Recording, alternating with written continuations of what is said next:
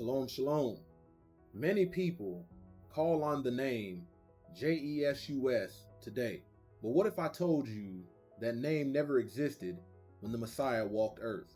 If it were not for the Hellenization of the Israelites, no one would even know or use the false translated name J-E-S-U-S. We would have always called him by his original divine name, Yahushua, or Yeshua for short, meaning Yahweh's salvation. So how did it happen?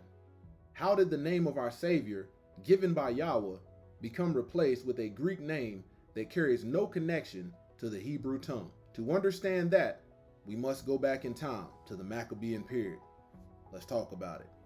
The Matrix is everywhere. It is all around us. Even now, in this very room, you can see it when you look out your window or when you turn on your television. You can feel it when you go to work, when you go to church, when you pay your taxes. It is the world that has been pulled over your eyes to blind you from the truth.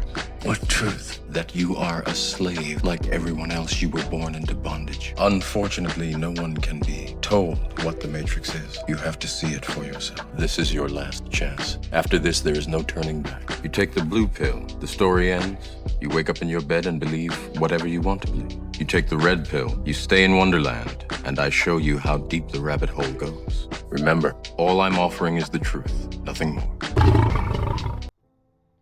All praise to the Most High Yah Shalom. Thank you for tuning in to another righteous, Ruach, spirit-filled episode.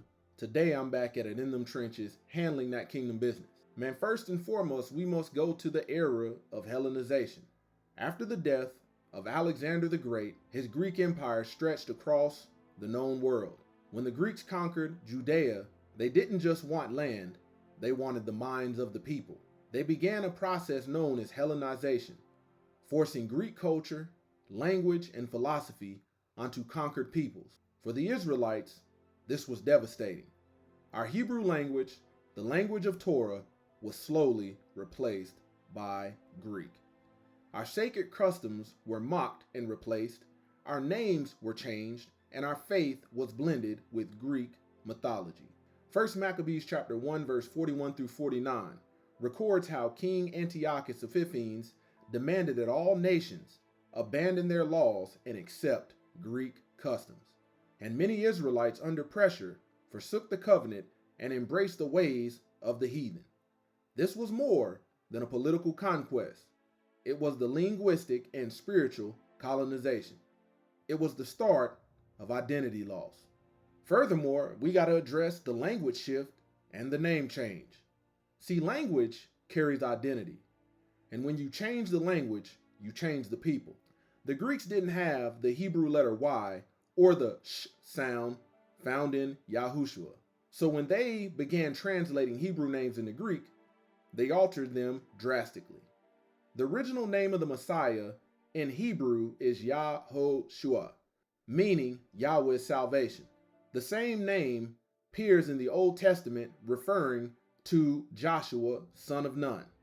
When you look in the Greek Septuagint, when they derived the name Iesus, it came from Yahushua.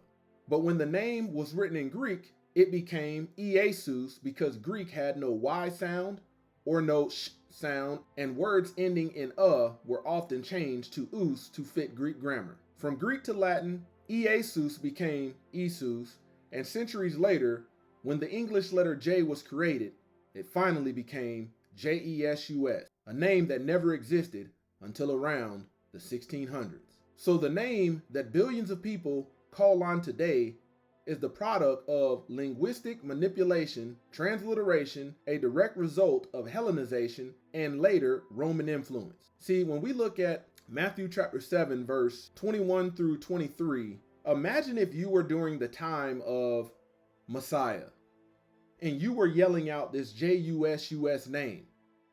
The Messiah and the disciples would have looked at you like you was crazy. Matthew chapter 7 verse 21 through 23 reads, "Not everyone who says to me, Lord, Lord, or Adonai, Adonai, shall enter into the kingdom of heaven, but who does the will of my Father. Many will say to me in that day, Lord, Lord, have we not prophesied in your name, cast out demons in your name, and done many wonders in your name? And then I will declare to them, I never knew you. Depart from me, you who practice lawlessness. On the back end of that, there is a part that Israelites are coming into the knowledge of, and that is Torah. It was given unto Israel. But one thing that Israelites struggle today with is letting go of the name that we learned through the process of Hellenization. And at judgment, I want you to understand this picture that has been ingrained in many Israelites through their indoctrination and being brought up through the religion of Christianity and Western culture, not only has that image associated, but also has another name that's not the name of the Messiah. And this is something that if we want to be a set apart people, we have to be set apart in this area. When you think about a name and power being associated with that name, power does not come by way of the name of Yochanan the Baptist, the immerser.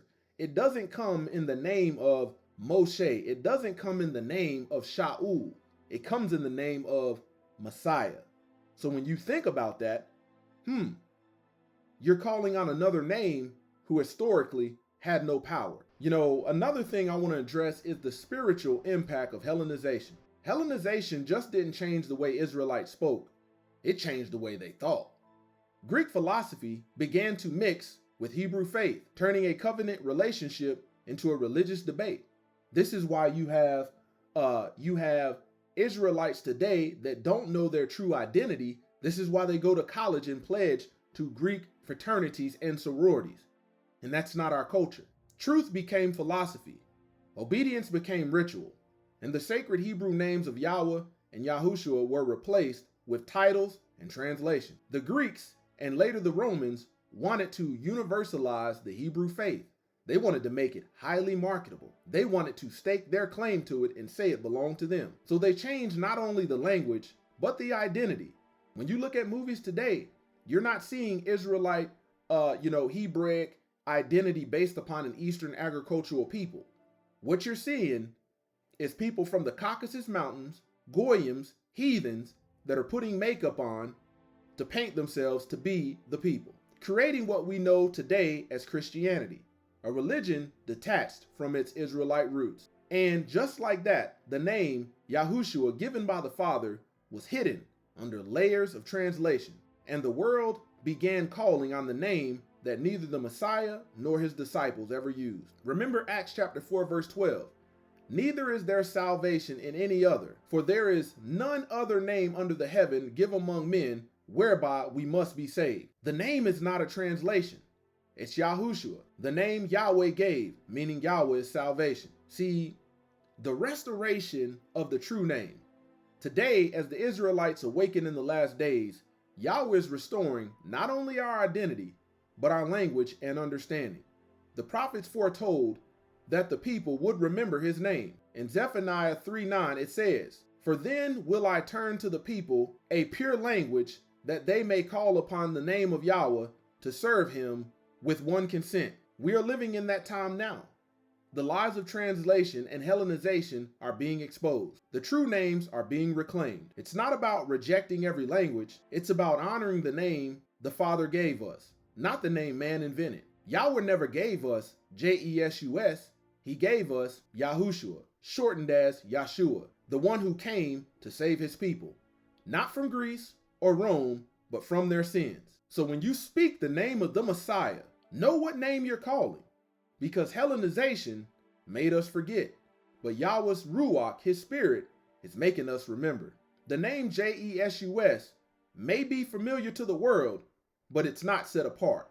But the name Yahushua is sacred to heaven.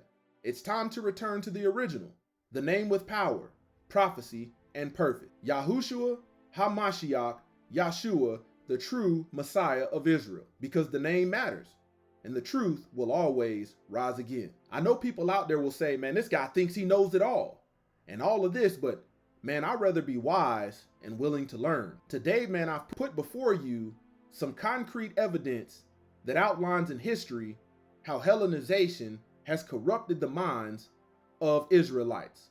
We love learning the Hebrew meanings of all these other words, but somehow we can't let go of the name that the Greeks gave us. People will call you super Israelites, super Hebrews, super Brews, Superlights. super followers, all kind of names. But the reality is the historical evidence doesn't lie. What it does reveal is a cover-up through transliteration, through linguistic conditioning. And this is why you have today, due to Hellenization, the children of Yasharel that have been indoctrinated and programmed with a name, J-E-S-U-S, that the Most High Yah did not give us. We talk about coming out from among them. Well, this is an area where a lot of Israelites struggle to come out of. They talk about how they left Christianity and the falsehoods that are taught in Christianity. But one thing they struggle to let go is the name J-E-S-U-S. Like I said, man, when you look at the Greek Septuagint, you look at the earlier scrolls, the manuscripts, what was there, man, if you would have been walking around in the time of Messiah and called out J-E-S-U-S and said, my Savior, he would have looked at you like you were crazy. Probably would have sent the disciples to deal with you, to handle you. Close to the Yah Ministries, kicking that thing gun barrel straight.